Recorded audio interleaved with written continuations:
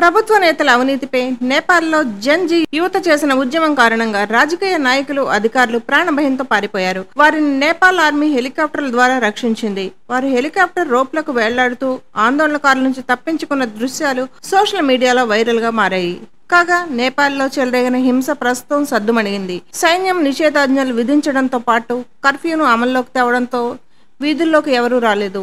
Varahi infra projects వారి Dhanushree enclave Rajahmundry prime లొకేషన్లో railway స్టేషన్కు 500 మీటర్లు, బస్ స్టాండ్కు 1 కిలోమీటర్, నేషనల్ హైవేకు 1/2 కిలోమీటర్ దూరంలో సుమారు 250 కోట్లతో శరవేగంగా అభివృద్ధి చెందుతున్న రైల్వే స్టేషన్కు అతి దగ్గరలో మీ పెట్టుబడి అనతి కాలంలోని రెట్టింపయ్యే అవకాశం గల నమ్మకమైన ప్రాపర్టీ.